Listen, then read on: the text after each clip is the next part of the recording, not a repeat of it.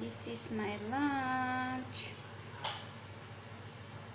Nag-effort na naman si Inday. It's mixed vegetables, cucumber, and tomato. Kakainin ko daw lahat yan. Oh my God. Hindi ba? Ang daming alam ni Inday. Nag-iimbento palagi. Tapos lagyan ko daw ng lagyan ko daw siya ng isang saging. Ang tawag doon. Ay, what's that? Cannot take it. Yan.